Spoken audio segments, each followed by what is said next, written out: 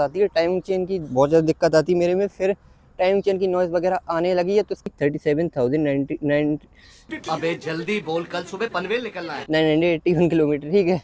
Ownership review कहने का मतलब एक देने वाला हूँ। छोटे एक दिन में मैंने इसको 400 450 किलोमीटर भी चलाया, तब भी मुझे कोई दिक्कत वगैरह नहीं आई। एंड ओवरऑल जितनी भी बंदों के पास स्प्लेंडर रहने वाली है, क्योंकि तो यहाँ पे उनके साइलेंसर का रंग वगैरह फेड हो जाता है, लेकिन मेरा एस्टेस नहीं हुआ।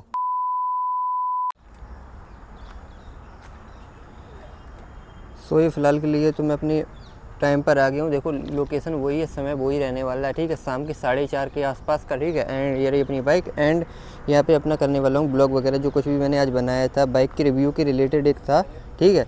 वो आप लोग इंटरेस्टेड हो तो देख सकते हो। बाकी यहाँ पे मार दिया इसको अपलोड, एंड फटाफट से अपना काम करते हैं शुरू, वीडियो वगैरह बनाते हैं आपके लिए। पकड़ो।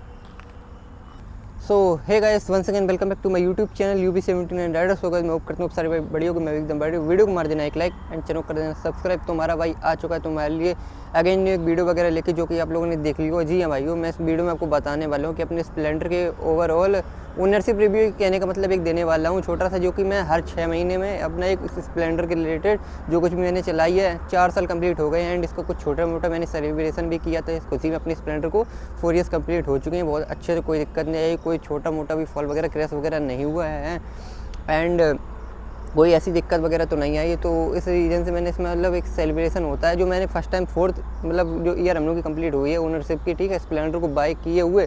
इसको मैंने बाय वगैरह किया था, ये लगा कि चलो आप 2021 में 2 नवंबर 2021 को। एंड अपने ये मतलब लगा कि चलो 2 नवंबर तो कंप्लीट हो ही गया, तो 4 ईयर अपने मतलब लगा कि चलो बाइक को कंप्लीट हो गए, कोई दिक्कत नहीं आई मुझे किसी तरीके से। अपनी बाइक में निराशा जो कहते हैं बेकार लगी हो, बाइक में कोई दिक्कत आई हो, ऐसी कोई दिक्कत नहीं आई है मुझे। तो उसी के रिलेटेड मैं एक रिव्यू वगैरह आपके लिए लेके आया हूँ। जिन भाइयों के पास स्प्लेंडर रहने वाली, जो कोई भी परचेज़ वगैरह करने का प्लान वगैरह कर रहे हैं, तो इस वीडियो को देख लेना शुरू से लेकर लास्ट तक, तो आपको मतलब अपना ओपिनियन आंसर वगैरह मिल जाएगा, ठीक है। बाकी इस वीडियो को फटाफट से शुरू कर लेते हैं। तो वीडियो को मार देना एक लाइक एंड चैनल कर देना सब्सक्राइब। इस वीडियो को मैं लाइक में रखता हूँ 100 लाइक, मैं होप करता हूँ आप लोग 100 लाइक ईजिली भाइयों कंप्लीट वगैरह करा दोगे। एंड आ जाइए मेरे तरफ। पहले मैं अपनी बाइक की ये लगा कि चलो आपको ओवरऑल कंडीशन वगैरह इन 4 साल में अपनी बाइक में क्या हुआ है क्या नहीं हुआ है, वो मैं आपको एक बार दिखा देता हूँ। बाकी ट्रक वर्क आ रहे हैं तो इसका मतलब एक लेवल अप कर देता हूँ। अब अपने मतलब माइक वगैरह 2 लेवल पे शिफ्ट हो गया, इसमें आपको बैकग्राउंड का कोई नॉइज़ फालतू का नहीं आएगा। अब कहने का मतलब ये है लगा के चलो अपने 4 ईयर कंप्लीट हो गए अपनी स्प्लेंडर BS को ऑन किए हुए मुझे, ठीक है। तो इन ऑन किए हुए इन 4 सालों में मुझे इसमें क्या खराबी लगी, क्या कमी लगी, क्या दिक्कत आई, क्या प्रॉब्लम आई या क्या परेशानी है जिससे मुझे बहुत ज़्यादा दिक्कत हुई हो। तो सबसे पहले कंडीशन पे नज़र डाल लो, उसके बाद जो कुछ भी बातें होंगी वो हम लोग करते हैं। आ जाइए। तो दिखाना, खैर मैं ही दिखा देता हूँ, बेटर तरीके से सही रहेगा। देखो तो ओवरऑल अब मेरी स्प्लेंडर पे आप नज़र डालिए एंड मुझे बताइए। ये देख सकते हो यहाँ पे कुछ मतलब टीका वीका हुआ था, ठीक है, जो कि यहाँ पे उनका पेस्ट्री वगैरह कुछ मैंने मंगाई थी, जो कि फालतू खर्चा नहीं किया, तो उसी से यहाँ पे सेलिब्रेट किया, ठीक है। तो उसको खिलाया विलाया है, तो अब देख सकते हो उसके ही कुछ निशान वगैरह हैं। बाकी कंडीशन बताना, बेसिकली मैं अब ओवरऑल आपको बताना चाहूँ, आपसे कुछ छुपाता नहीं हूँ, तो मैं आपको बता देता हूँ बाइक में इतनी साइन कैसे आ रही है। अब वो लोग जानते नहीं होंगे जो न्यू व्यूअर्स हैं, तो उनको बता दूँ बाइक पे रखी है smoke lamination. But smoke lamination को भी निकाल के देखोगे तो bike as it is brand new की तरह है, ब्रांड न्यू की तरह, कोई स्क्रैचेस नहीं है। चाहूँ तो मैं तुम्हें दिखा देता हूँ, बाइक वगैरह भी थोड़ी सी गंदी है, ठीक है, इस पर थोड़ी डस्ट वस्ट आ रखी है। बाकी एज इट इज़ तुम्हें कुछ मतलब बाइक वगैरह एकदम साइन दिख रही होगी, ठीक है, क्योंकि इसमें स्मोक भी है एंड बाइक अंदर से भी एकदम ब्रांड न्यू रहने वाली है। तो बाइक का एक ओवरऑल चारों तरफ से दिखा देता हूँ, कहीं से कोई दिक्कत हो कि नहीं है। मैं बता देता हूँ, जब मैंने बाइक वगैरह परचेज वगैरह की थी एंड पिछले ही साल मेरा मई जून के आसपास एक छोटा सा फॉल हो गया था, जिसमें बाइक वगैरह में यहाँ पे वाइजर वगैरह में, ठीक है, स्क्रैचेस आ गए, क्योंकि मैं गिर गया था, जो कि गिरा भी मैं 20 की स्पीड पे था, तो स्क्रैचेस वगैरह आए थे, ज़्यादा कुछ तो नहीं हुआ था। बाकी यहाँ पे आ गए थे स्क्रैचेस हैं, लेग गार्ड थोड़ा सा पिचक गया था, टेढ़ा हो गया था, ठीक है, वो हो गया था। एंड हैंडल तो टेढ़ा हो ही गया था भाई वो, ठीक है। तो इन्हीं सब चीज़ों की वजह से मेरे दिमाग में यार छोटी सी बात मतलब बेकार लगने लगी मुझे, क्योंकि मैंने अपनी ये लगा कि चलो बाइक वगैरह को इधर आ जाता हूँ, क्योंकि यहाँ पे धूप आ रही है, देख सकते हो सामने सन एकदम मतलब मुंह के सामने आ जाता है, तो आपको मतलब जो गोगल्स वगैरह यहाँ पे आपको साइन वगैरह ज़्यादा दिखेगी, तो फालतू का लगता है। तो क्या कहते हैं, उसी रीजन से मुझे हैंडल वगैरह भी इसका टेढ़ा हो गया था, लेग गार्ड पिचक गया था, वो भी टेढ़ा हो गया था, खरोच उस पर भी आ गई थी, वाइजर पे भी आ गई थी। तो यार बाइक में कुछ हो जाता है यार, दिल से बुरा लगता है, पूरा मतलब दिन ख़राब हो जाता है एंड दिमाग सही नहीं रहता फुल। तो वहाँ पे गया मैं सर्विस सेंटर में जाके यहाँ का इसका सब मैंने क्लेम वगैरह ले लिया। तो फिलहाल के लिए वो क्लेम वगैरह भी मेरा पास हो गया था हफ्ते भर के अंदर। तो हैंडल वगैरह पूरा ब्रांड न्यू डला था, ठीक है। एंड अपना फ्रंट का मडगार्ड भी डलवा लिया था, थोड़े बहुत इस पर भी स्क्रैच मार दिए थे, वो भी न्यू ब्रांड न्यू डल गया था। एंड वाइजर वगैरह भी, एंड अपना लेग गार्ड वगैरह भी। तो मतलब कहने का मतलब यही रहने वाला है कि बाइक में जितनी भी चीज़ें मतलब डैमेज वगैरह हुई थी पूरी ब्रांड न्यू डलवा दी थी। एंड जो कि पिछले साल मई के आसपास हुआ था क्रैश वगैरह, तो वो भी ब्रांड न्यू हो गई थी। इस वजह से पूरी बाइक तो ब्रांड न्यू है। और ये लगा कि चलो जो भी भाई लोग देखते हैं तो वो पूछते हैं अभी लिए 2-4 महीने हुए हैं, खैर ये तो मैं बता देता रहता हूँ। हाँ, लेकिन ऐसे भाई लोग बहुत सारे मिलते बोलते भी हैं 2-4 महीने हुए हैं, कब ली, कितने की ली। तो उस हिसाब से मैंने बाइक वगैरह को मेंटेन वगैरह कर रखा है। एंड बाइक वगैरह लगती भी है कि ब्रांड न्यू है, क्योंकि आप देख सकते हो ओवरऑल जितनी भी बंदों के पास स्प्लेंडर रहने वाली है, क्योंकि आपने देखा होगा, बताना एक बार कमेंट सेक्शन में श्योरली, ठीक है। तो यहाँ पे उनके साइलेंसर का रंग वगैरह फेड हो जाता है, लेकिन मेरा एस्टेस नहीं हुआ, ठीक है। देख सकते हो क्रोम ब्रोम पे भी कोई निशान नहीं, कहीं से कोई ठुकी पिटी नहीं है। बाकी वो हल्की सी स्मोक दिख रही हो आप, हल्की सी हट रही है, बट उसको भी सही करा लूँगा, उसको जज मत करना, क्योंकि वो तो हो ही जाता है, ठीक है। तो बाइक वगैरह में कहने का मतलब इतना आया कि एक बार ओडोमीटर भी नज़र मरवा देता हूँ, कितना चल गया कितना नहीं चल गया, ठीक है। बाकी आप लोग बोलोगे, क्योंकि मीटर बंद भी रहा है इसमें, 1-2 हज़ार किलोमीटर के आसपास। क्योंकि इसमें मुझे एक दिक्कत आई है, अब मीटर वाली बात आ गई है, उससे पहले आप किलोमीटर इसके चेकआउट करा देता हूँ, आपको चेक कर लो, ठीक है। अब मैं क्या बोल रहा हूँ तुम्हें, 37,981 यानी 37,981 किलोमीटर, ठीक है। अपनी इतनी बाइक वगैरह रन हो गई। इसमें 2 बार इसका मीटर वगैरह की जो वायर वगैरह है वो भी टूटी है। एक बार 15,000 के किलोमीटर के अप्रॉक्स इसकी मीटर की वायर टूट गई, जिसमें मैंने सर्विस सेंटर भी बंद रहा था, 15 अगस्त की छुट्टी थी, ठीक है, 15 अगस्त की, ठीक है। और उसमें बंद रहा था, फिर मुझे भी कुछ काम से 3-4 दिन 5 दिन मैं भी फ्री नहीं रहा, तो उसमें 500 किलोमीटर 600 किलोमीटर का ऑलमोस्ट ये चल गई थी। एंड दोबारा इसका मीटर वगैरह की वायर वगैरह फिर टूट गई। एक बार 15 पे टूटी, मैंने बता दिया, उसमें चल गई थी 500-600 किलोमीटर, मुझे टाइम नहीं मिला।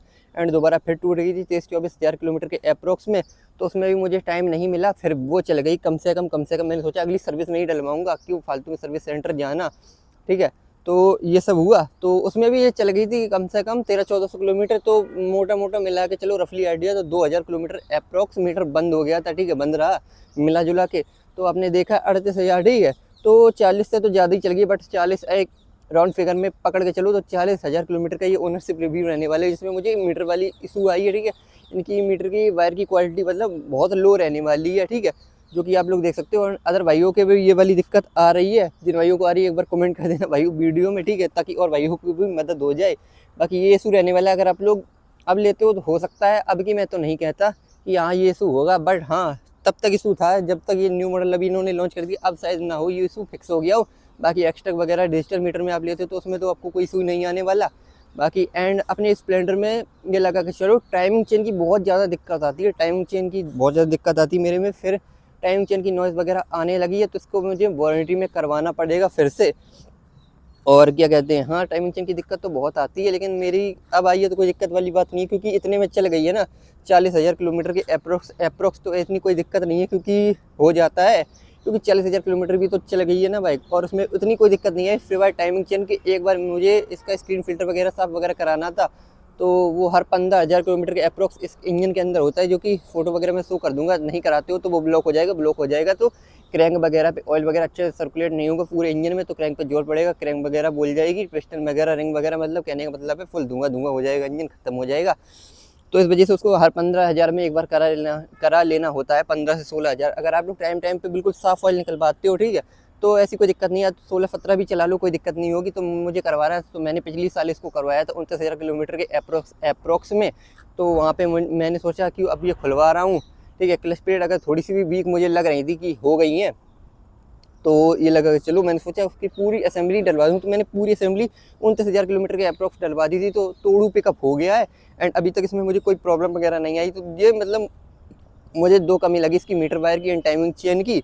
एंड बैटरी वगैरह की मैं बात करूँ तो बैटरी वगैरह इसकी अप्रॉक्स मेरी चल गई थी 23 से 24 महीने बाद इसकी बैटरी वगैरह डेड हुई थी, जो कि मैंने डलवा ली थी एमरॉन की, जो कि हुई भी थी, जो अचानक हुई थी, ऐसी कोई उसने दिक्कत नहीं दी थी कि मुझे 5-5 10-10 बार सेल्फ मारनी पड़ रही हो, 6-6 बार, मतलब 5-5 6-6 बार मुझे सेल्फ मारनी पड़ रही हो, बार बार मुझे सेल्फ मारनी पड़ रही हो, बार बार बाइक स्टार्ट नहीं हो रही हो, 6-7 सेल्फ में भी कोई दिक्कत नहीं, सिंगल दिक्कत नहीं है। बैटरी बोले तो मैं बताना चाहूँ तो मैं एक्साइड की मिली थी, जो कि मिलती है कंपनी की तरफ से, हीरो एक साइड की लगा के देता है, बट अभी पता नहीं किसकी दे रहा हो, ठीक है। तो वो है। एंड 24 महीने की अप्रोक्स में अचानक डेड हुई थी। ऐसा कोई दिक्कत नहीं है कि मुझे सेल्फ बार बार मारने पड़े, अचानक डेड हो गई थी। एंड मैंने एमरॉन की जाके डलवा दी आज दिन तक, उसकी भी कोई दिक्कत नहीं आई। उसको भी 2 साल कंप्लीट हो जाएंगे 1-2 मंथ बाद, ठीक है। तो ऐसी कोई दिक्कत नहीं आई है।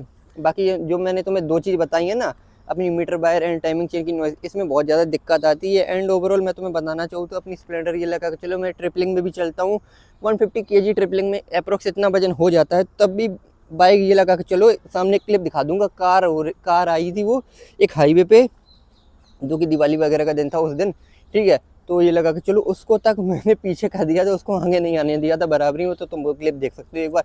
और अपनी स्प्लेंडर तो ये लगा के चलो ऑफ रोड की किंग रहने वाली है। कहीं भी आप इसको खेतों में, कहीं भी मैदानों में, कहीं भी उतार दो, कच्चे रास्तों में फुल, मतलब इसका एक अलग ही रुतबा, अलग ही दबदबा है। कहीं भी कच्चे रास्ते पे, खेत में, खलिहान में, मैदान में, हर जगह चली जाती है। एंड हाईवे वगैरह पे तो कोई वही नहीं है दिक्कत वाली बात। तो ऐसी है अपनी स्प्लेंडर। बाकी इसमें मॉडिफिकेशन वगैरह की मैं तुम्हें बात बताऊं तो इसमें अपने लगा रखे हैं जो मिंडा की D95 हॉर्न वगैरह आते हैं, वो लगा रखी है, ठीक है। एंड अपना ये प्रो टेपर वाला लगा रखा है, vibration rod and foam pad, ठीक है। और अपने लीवर प्रोटेक्टर्स भी लगा रखे हैं, इसमें रबड़ वगैरह भी लगा रखी है ब्रेक वाली। एंड पीछे ये मैंने लगा रखा था पूरा ग्रिल से indicator and headlight and backlight का, जो कि वो ख़राब हो गए थे, तो उस वजह से मैंने पीछे वाला ये छोड़ दिया फ़िलहाल के लिए। बाकी स्मोक हो रखी है इस पर, स्मोक लेमिनेशन हो रखी है। बाकी ओवरऑल पूरी बाइक पे, पूरी बॉडी पे, ठीक है।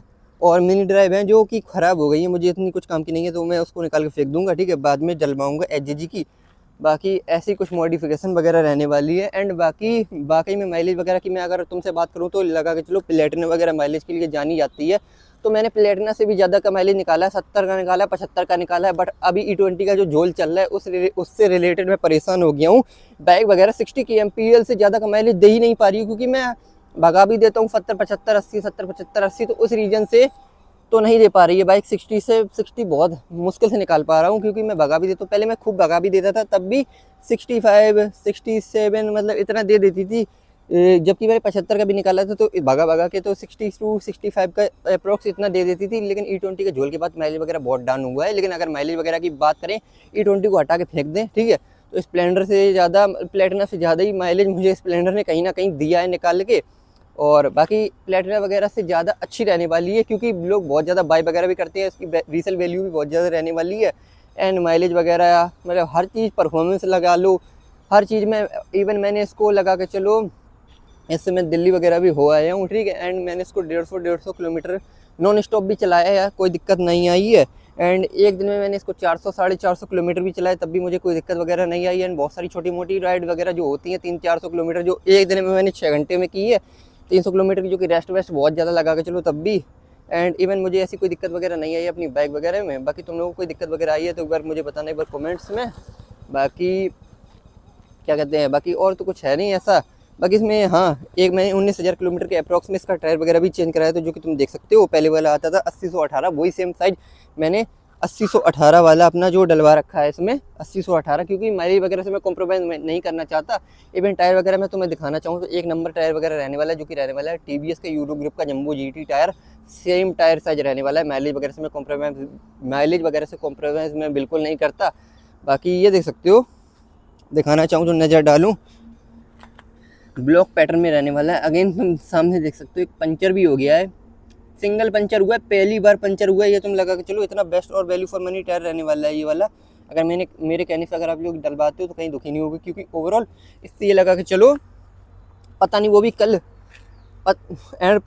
भी कल किसकी नज़र लगी तो सिंगल पंचर हो गया। 20,000 किलोमीटर अप्रॉक्स पूरे हो जाएंगे एक, ये लगा के चलो 1 आध महीने बाद, ठीक है। तो टायर वगैरह मस्त रहने वाला, पता नहीं किसकी नज़र लग गई। कल ही पंचर हुआ है, कल ही लिटरली, तुम्हारे सामने वीडियो भी दिखा दूंगा। इतनी बड़ी कील घुस गई थी, कील तो इतनी बड़ी थी, बट इतनी अंदर, आधी कील अंदर घुस गई थी, तो पंचर तो होना तय था। लेकिन हाँ, छोटे मोटे जो कांटे वगैरह होते हैं उनको तो तोड़ के निकल जाता है, क्योंकि इसमें इतनी बड़ी उसमें रबड़ की गिट्टी वगैरह दे रखी है, तो वो कांटे वगैरह को तोड़ देती है। लेकिन यार कील वगैरह लगा के चलो लोहे की है, तो कहाँ तक यार कील वगैरह को तो नहीं तोड़ पाएगी। बस उसकी वजह से पंचर हो गया, सिंगल पंचर नहीं था, कल ही हुआ है, जो कि यार बता नहीं सकता कितनी बुरी बात होगी।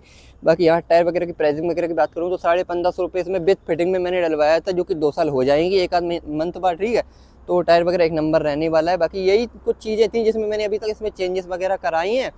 बाकी बाइक ओवरऑल एक नंबर रहने वाली, कोई दिक्कत नहीं है। आज तक इसके कोई फ्यूल पंप में दिक्कत नहीं आई, क्योंकि मैं लगभग कंपनी बताती है 2 लीटर तो मुझे रखना ही रखना है। 2 लीटर के बाद मैं तुरंत डला लेता हूँ, 2 लीटर से कम तो बिल्कुल होता ही नहीं है। तो ये अगर आप लोग बातों का ध्यान रखोगे तो आपकी बाइक की फ्यूल पंप में या इंजेक्टर में कोई दिक्कत नहीं आने वाली। आप फालतू का कहीं से दुकान से कोई पेट्रोल वगैरह मत डलाना।